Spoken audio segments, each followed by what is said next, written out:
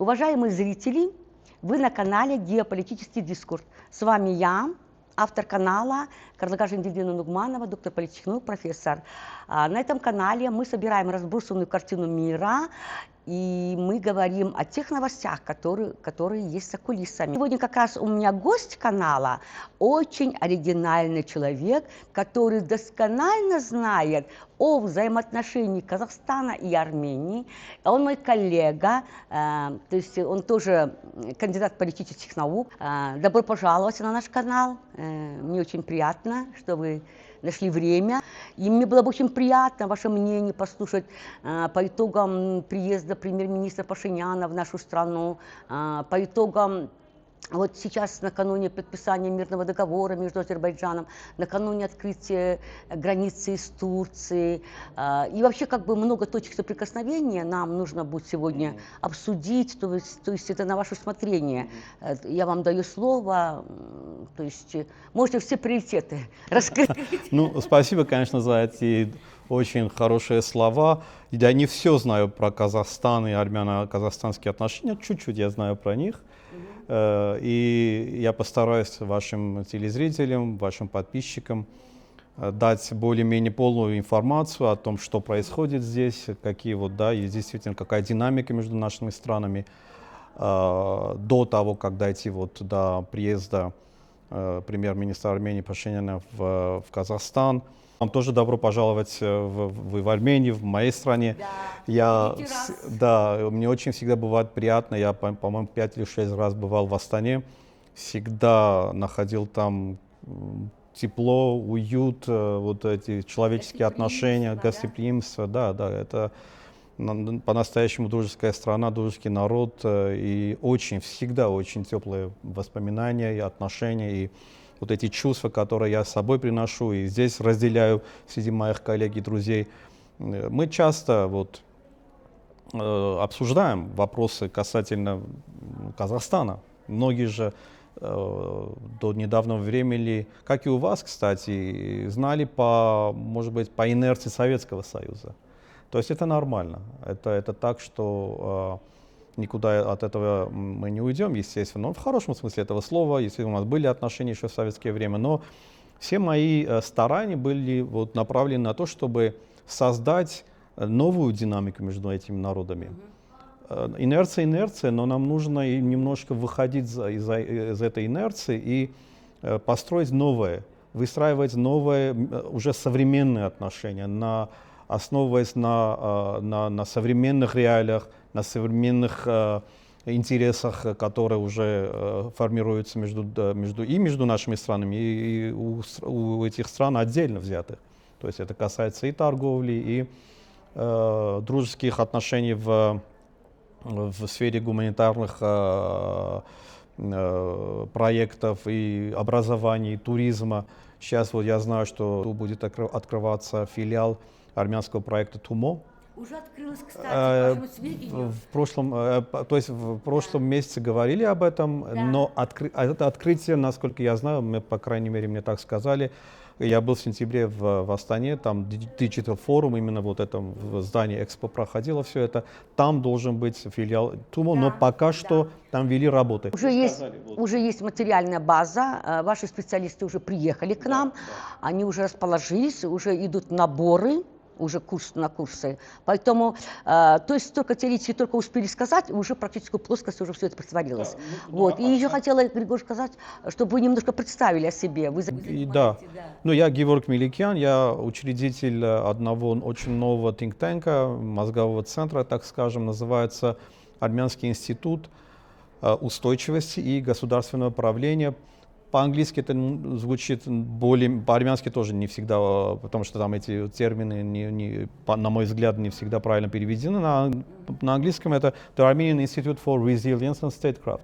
Resilience, устойчивость, это новое, так сказать, направление в международных отношениях и в государственном правлении, когда безопасность и государственное правление, они сходятся в одно целое, и получается так называемая всеобъемлющая безопасность и стратегическое правление государством. которое для нас является новым направлением, так скажем. Я занимаюсь вопросами безопасности, гибридными войнами. Вы правильно заметили, моя презентация была именно вот про вот идентичность, нарративы. Это тоже одно из очень таких плоскостей измерений в международных отношениях, очень мало изученных, как можно как оружие используется вопрос идентичности против какого-то социальной группы или целого народа, целого государства. Я занимаюсь этими вопросами, не только этим, кажется, там пропаганда, информационные войны, когнитивные войны и так далее и тому подобное. Касательно Казахстана, Казахстан вот последние несколько лет мы по-новому открываем эту страну, я бы сказал. По крайней мере, я. Вот были стереотипы про то, что вот Армения, Казахстан — это только торговля машинами когда-то было. Да, ну бизнес был, да, какой-то. Ну, бизнес был такой.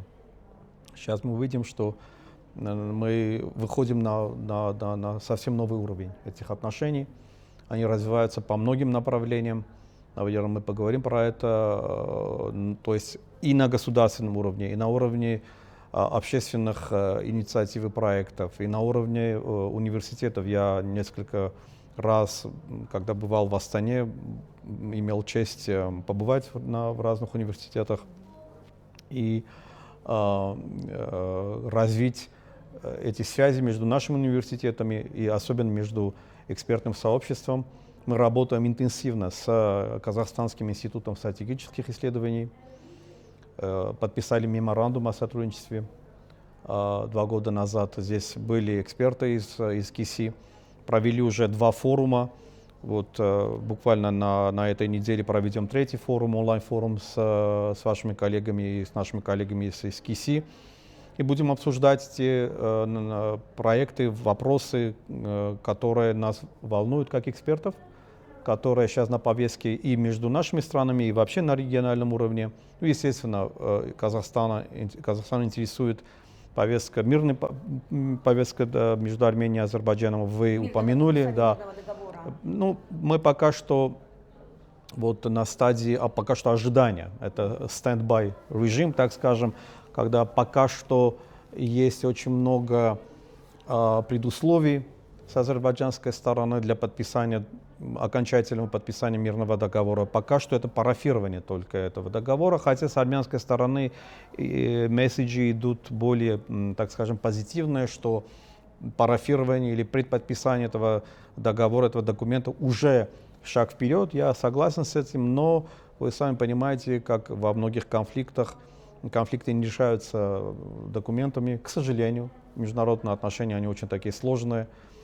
И для того, чтобы был мир, как, допустим, между дружескими странами, чтобы люди не думали больше про вопросы безопасности, будь это на границе или в центре, для этого нужно очень много постараться, конечно, с обеих сторон. Это касается также и армяно-турецких отношений. Они тоже развиваются очень динамично, но я бы не сказал, что эффективность очень высокая. Это тоже связано с геополитикой, потому что, к сожалению, наши коллеги из Турции связывают армяно-турецкие отношения с армяно-азербайджанскими отношениями.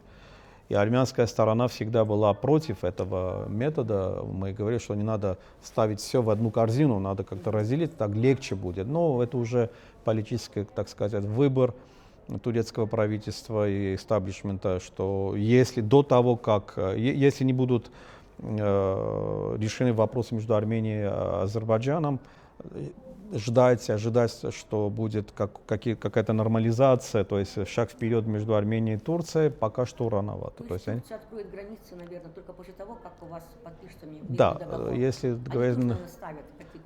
А у Турции никаких предусловий не ставит. Турция всегда говорит, до войны 20 года были другие, так сказать, условия с турецкой стороны. После 20 года эти условия в основном касаются азербайджанских, так сказать, видений. региональной динамики. И в целом турецкая сторона напрямую нам говорит, что если не будет зеленого света со стороны Азербайджана, мы ничего не можем делать. То есть ждите, пока они нам скажут, что идите вперед. Хотя немногие согласны с этим, но многие думают, что они не взаимосвязаны, что вот сейчас продвигаются интенсивные переговоры с турецкой стороной на границе. Вот недавно, буквально неделю назад это было. Именно говорили про открытие железных дорог. Но пока что мы видим, что Азербайджан и Турция, они пока что не рассматривают эту перспективу. Они скорее обсуждают проблему или вопрос связывания Баку с Анкарой. Баку-Анкара, это касается и middle corridor, да, серединного коридора, которая уже касается напрямую Казахстана, казахстанской политики. И Казахстан, естественно, в этом очень заинтересован, поэтому я считаю, что вот последние 2 года, если быть конкретнее, Казахстан стал очень активно продвигать вот эту идею connectivity, да, вот в регионе, потому что мы понимаем, что из Казахстана, естественно, товары могут посредством вот, Каспийского моря, потом Азербайджан, потом Армения, хотя у Казахстана есть другой вариант, ну, это Баку-Тбилиси, через Грузию. Поэтому мы думаем, что вот этот новый коридор, или мы не называем коридором, но этот трипрут, дорога Трампа, она скорее вот Перекресток мира. Перекресток мира — это армянский проект, армянское понимание вот этого регионального connectivity, но Азербайджан не особо употребляет это понятие, они не совсем, вот именно в этом и вопрос, хотя я тоже был критиком. Да, они называют Зангезурский коридор, который, по сути, связывает Азербайджан с Нахичеваном, с материковым, то есть Нахичеван с материковым Азербайджаном и с Турцией. Армянская сторона за то, чтобы все коммуникации были открыты. Поэтому мы то, что называем перекрестком мира, это, скорее всего, тотальное открытие всех вот этих возможных границ. Это и Турция, Армения, это Армения, Азербайджан, это Нахичеван, это все. То есть и железная дорога, и дороги, и вся коммуникация. Азербайджан пока что очень настороженно смотрит на это, и они говорят только про вот тоннельная логика, вот, чтобы через Армению транзитом проходили турецкие и азербайджанские товары, казахстанские товары, может быть и китайские товары, то есть чтобы это стало одной из альтернативной веткой middle коридора.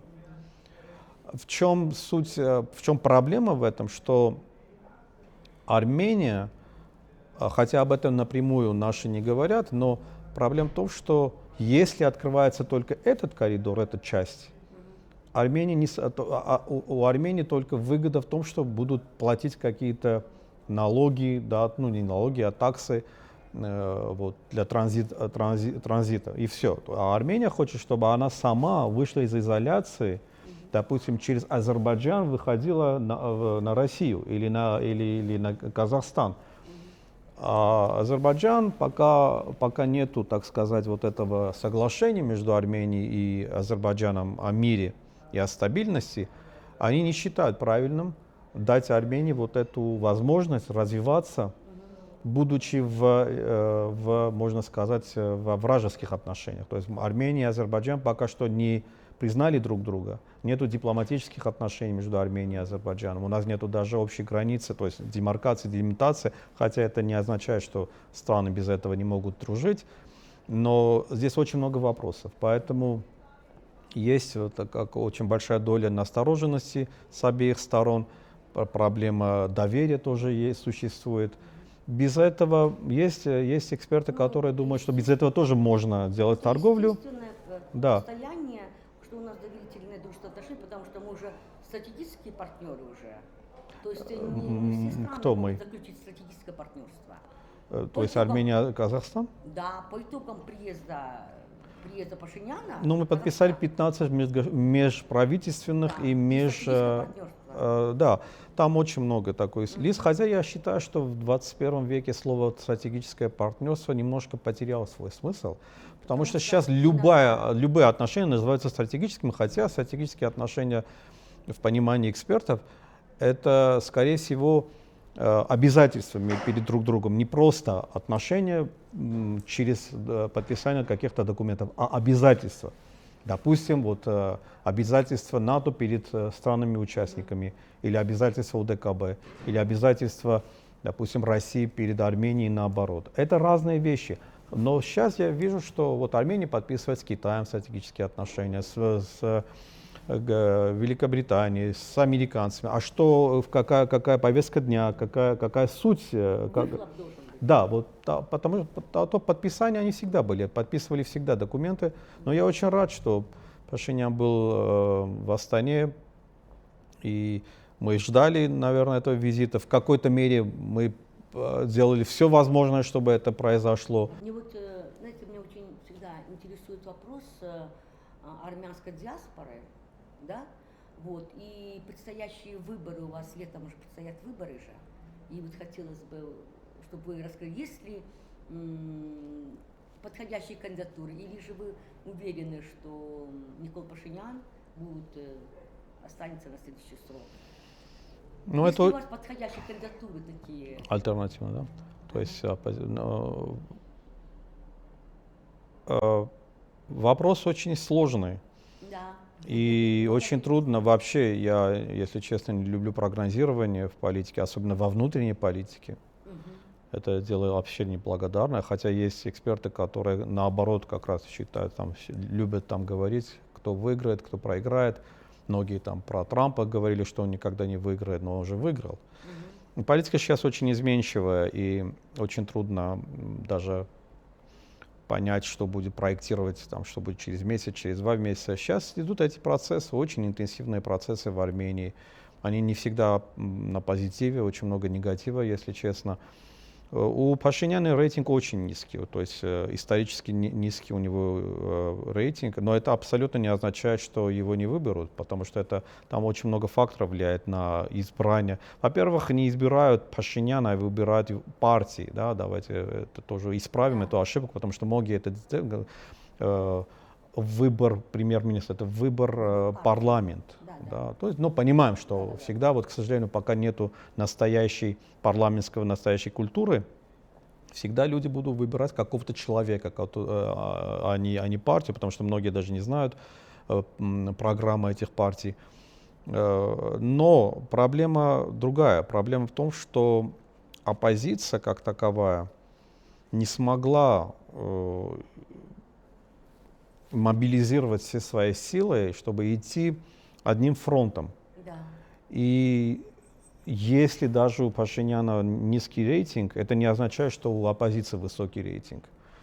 Поэтому будет очень-очень, я бы сказал, очень сложная ситуация перед выборами. Но правящая партия уже, вопреки закону, они уже начали свою кампанию везде. Они во многих регионах Армении уже делают свой пиар, там везде они пользуются, то есть используют административный ресурс для того, чтобы пропагандировать свои идеи какие-то, делают какие-то популистические заявления, там, допустим, сокращение армии, это, кстати, приняли закон, или будет повышение зарплат, да, там многих, и так далее. То есть правящая партия сильно готовится.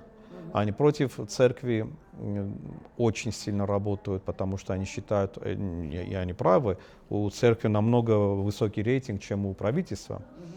И, естественно, они имеют опасения, что церковь, хотя церковь, как в отличие от Грузии, никогда напрямую не вмешивалась в политику, не делала никаких объявлений, там выберите того или не выбираете того, но они сейчас опасаются, что на этот раз это будет. Поэтому сейчас идет такая вот борьба против апостольской церкви, один из самых древних церквей вообще в мире. И это говорит о том, что я же тоже веду мою аналитическую передачу, я у своих гостей спрашиваю, это о чем говорит? О том, что правительство сейчас на более сильных позициях или наоборот, на слабых позициях, поэтому они так себя ведут. Ну, здесь опять 50 на 50. Многие думают, что это говорит о том, что они сильные, они могут делать так, и сейчас стараются вот воспользоваться этим моментом. Другие говорят, это признак слабости, что они вот так напрямую атакуют, то есть при всех, да, уже ничего даже не скрывают, что это атака против церкви. Поэтому здесь, конечно, так скажем, мяч в поле оппозиции, как они смогут консолидироваться, мобилизировать свои ресурсы, смогут ли идти на выборы одним кандидатом или опять будут очень много там. Есть некая разобщенность. Очень, конечно. Но это всегда было и в Грузии так, и везде так. Это проблема или это болезнь, так скажем, постсоветских стран. Те, которые приходят к власти, потом очень трудно от них избавиться, если самостоятельно они не уходят. Политика — это вещь очень тонкая и очень финансово затратная. Там, это не только там, ты с интеллектом или тебя знают. Для того, чтобы войти в большую политику, очень нужно иметь очень большие финансы. Хотя не всегда это решающую роль играет, но очень важно иметь инфраструктуру. Да? Те, которые имеют финансовые ресурсы, инфраструктуры, они имеют, но они уже как-то, я бы сказал, они в прошлом. Хотя они будут участвовать, и этим они как раз-таки помогут Пашиняну еще раз быть избранным, потому что многие как раз-таки вот во время выборов, если они идут на выборы, говорят, ладно, мы не хотим Пашиняна, а кого будем выбирать? Этого? Нет, лучше его, чем их. И в этой борьбе, в этой дилемме всегда выигрывает правительство, то есть те, которые уже у власти. Так было всегда здесь. То есть всегда правительство, хотя могут сказать, что говорить, что тогда были фальсифицированные выборы или там были какие-то подтасовки и так далее, но все равно в Армении, если правительство, если власть не решает отдать эту власть каким-то другим партиям, другим политическим деятелям, они сами никогда не уходят, и очень трудно, потому что у них весь инструментарий, как держать власть, они знают, они умеют, они тоже умные, они тоже знают эти технологии лучше, чем многие даже вот из оппозиции. И потом, у Пашиняна есть свои фишки. Первая фишка — это повестка мира, так скажем. Другой вопрос, насколько, какой ценой, что мы называем миром, это уже экспертная. И вообще он должен довести до ума. Нет, то это другой вопрос, потому что мы не совсем согласны, что он делает. С миром мы согласны, но с тем, как он это делает, как вот формируется понятие мира, в этом очень много вопросов. Вторая его фишка — это интеграция, так называемая, с Европейским Союзом. Здесь тоже очень много манипуляций, потому что Армения и так с Европейским Союзом имел какие-то договоренности, документы подписанные, но другой вопрос, что Армения, в принципе, является частью российского влияния, так скажем, политики, будучи членом ОДКБ, Евразийского союза, Таможенного союза, СНГ и так далее, как и кстати, Казахстан. И, кстати, сейчас в Казахстане, я еще тогда говорил, что мало надо говорить про эти вот интеграционные процессы, надо говорить напрямую армяно-казахстанские отношения. Сейчас я вижу, что да, казахстанская сторона тоже начала меньше говорить про вот эти интеграционные процессы и в рамках этого армяно-казахстанские отношения, а скорее вот прямые отношения. Это правильный подход. Об этом я говорил и писал очень много. Это вторая фишка Пашиняна. Якобы Армения стремится к Европейскому Союзу, хотя на самом деле это далеко не так. Армения даже подала в членство в ШОС, Шанхайскую организацию сотрудничества. И там вето поставил Пакистан. Но Армения стремится туда, Армения стремится и в БРИКС, и то есть. Президент Да. наверное, пролоббирует. Будет лоббировать, наверное, вступление Армении в Кто? членство ШОС. Казахстан? Да. Ну, там лоббировали уже, я говорю, там просто все проголосовали за, кроме Пакистана. Да. То есть Армения в буквальном смысле уже была частью этой структуры. У него вот эти две фишки, мир и европейская интеграция, которая на самом деле очень манипулятивно на эти явления, но так называемые простые избиратели, они не будут вникать во все эти детали. Звучит хорошо: стабильность, мир, добрососедство и европейская интеграция. И эти фишки ему помогут очень сильно. Если у оппозиции будет другая повестка, хотя я не знаю, какая еще будет, они скажут: у нас лучше мир, чем у вас, или у нас другая европейская интеграция. Поэтому в этом смысле они проигрывают, идеологически они проигрывают. Скажите, вот финальный прогноз. Если мирный договор вдруг не будет подписан и процесс нормализации зайдет в тупик в течение ближайшего года, а что вы ожидаете, каковы главные риски для региона? Хороший вопрос, потому что именно вот в этом ключе надо задавать вопросы, а про то, что вот будет подписано, как будет хорошо и как красиво, когда народы дружат. Конечно, к этому надо стремиться, и чтобы ваши телезрители тоже знали, я участвовал во многих платформах, которые стремились как-то создать пространство для создания доверия, для того, чтобы хотя бы народы начали понимать друг друга лучше. Но это не означает, что конфликты решаются простым установлением доверия. Есть политические, как вот на примере Украины и России, я хотел бы вот увидеть, когда эти народы забудут про то, что было, или сейчас пока есть, и можно ли так просто взять и забыть. Это, во-первых, то есть психологический момент. Второй момент, это, назовем это, технические или геополитические вопросы, то есть касается очень много предусловий. Только после выполнения этих условий можно ожидать подписания какого-то договора. Азербайджан, я не думаю, что будет эскалация, но будет очень сильное давление со стороны Азербайджана, потому что они считают, что Армения проигравшая сторона, и Армения должна выполнить. Не хотелось бы, было бы хорошо, а Армения должна выполнять все эти условия. Поэтому говорить о том, что мир наступает лишь потому, что там Трамп или кто-то еще захотел или позвал, там красиво все это подписали, так не бывает в большой политике, к сожалению. Да? Так не решаются вопросы. Там очень много ступеней, уровней этого конфликта. Дай бог, конечно, чтобы этот конфликт был решен, но решение конфликта — это когда win-win ситуация, когда обе стороны чего-то имеют, а не только одна сторона. Да? Почему Украина сейчас не соглашается? Потому что то, что дают Украине подписать, это не win-win ситуация.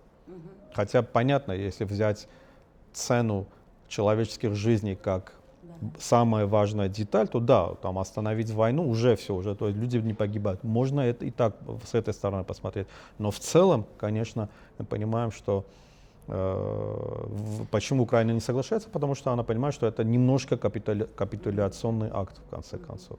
Вот, насколько вы казаховед, я так считаю, что раз вы Казахстан занимаетесь, то я вот хочу такой вопрос вам задать, да, что вот, да, вот Казахстан выступил площадкой, да, для переговоров, вот, и в чем, по вашему мнению, заключается уникальность, вот, и преимущество казахстанской, вот, платформы по сравнению с предложениями Евросоюза или России? Вот преимущество Казахстана в чем заключалось? Казахстан только-только активизируется, да, в этом направлении. Это интересная инициатива, еще надо смотреть, как это... Когда-то еще в Грузии же были... Почему только-только? Ну а что? Казахстан всегда медиатором выступаем. Нет, в армяно-азербайджанских отношениях. Армяно-Азербайджан впервые, потому конечно, что я об этом говорю. Назарбаева, президента, у нас Назарбаев тесного контакта с Арменией не имел, надо честно признать.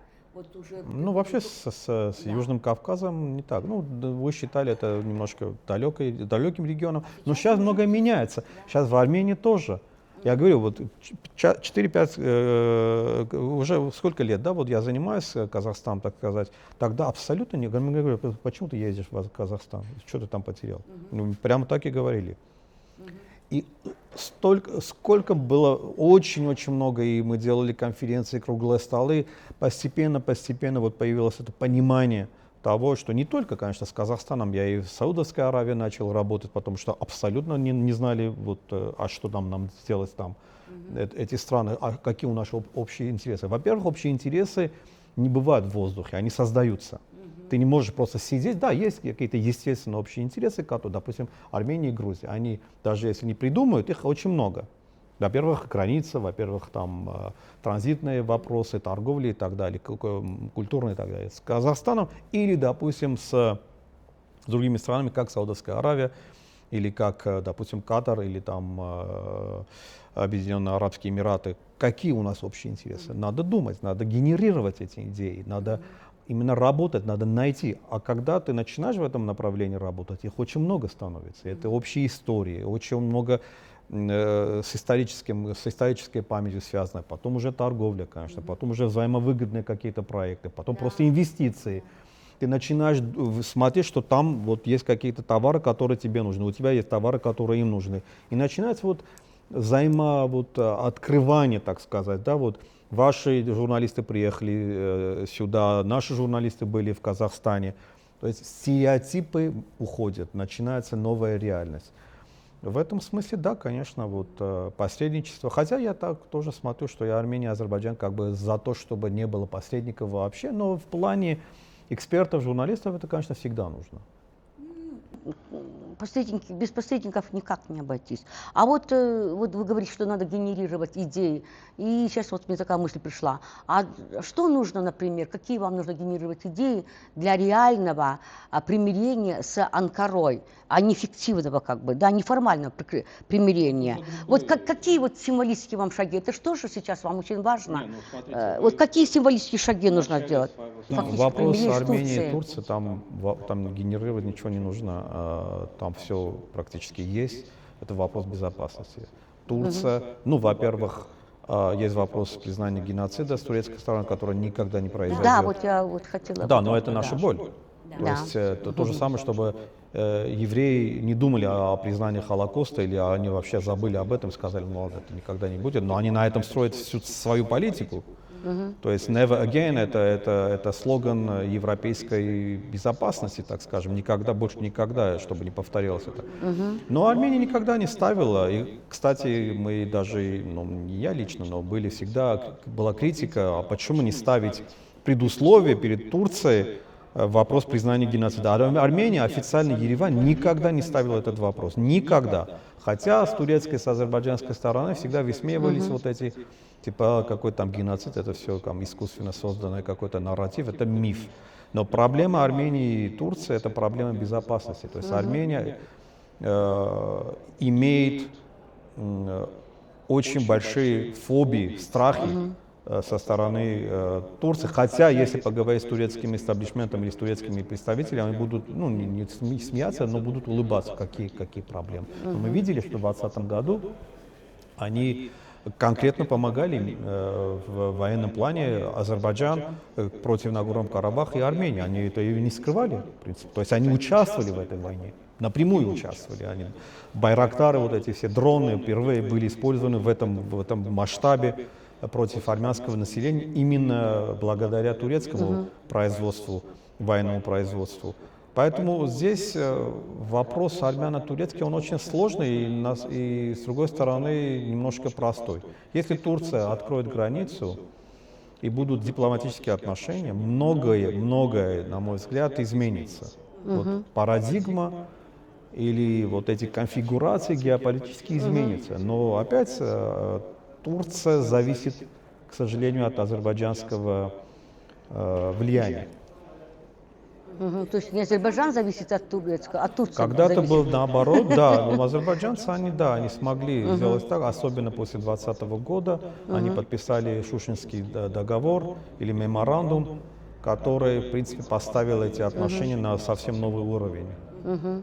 Ну, я уверена, что вот усиление взаимодействия Армении и Казахстана, оно будет сопряжение идти с интеграцией в Центральную Азию. То есть у нас будет расширение через Казахстан, у вас расширение будет, Да, да? да, я тоже считаю, Да, что вот через по Казахстан выходит extension, да, Центральная я Азия. всегда говорил, что Казахстан как сердце Евразии, это сердце бьется по всем направлениям, и нужно использовать вот это Поэтому нам сердцебиение. нужно расширять и гуманитарный, Да. и образовательный. Сейчас нужно связи Да, расширять между да, двумя да, странами. да, да. Ну и, конечно же, цифровое Обязательно. и технологическое Обязательно. сотрудничество, оно должно быть стать драйвером нашего дальнейшего Обязательно. будущего роста Обязательно. взаимоотношений между нашими государствами.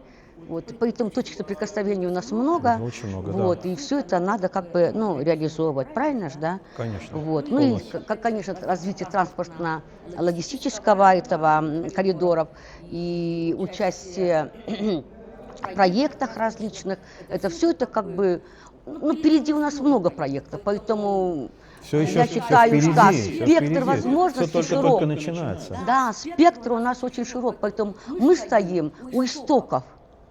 Я просто хотел упомянуть в конце, что ваш посол Булат Бариевич Имамбаев, я просто хочу упомянуть, потому что это будет не совсем правильно, не назвав его имени, который сделал очень многое вот именно в этом направлении, для того, чтобы эти отношения развивались вот так динамично. Конечно, наш посол в Астане тоже. То есть это коллективная работа, это на всех уровнях. То есть я вижу, что продвижение на самом деле идет в правильном направлении.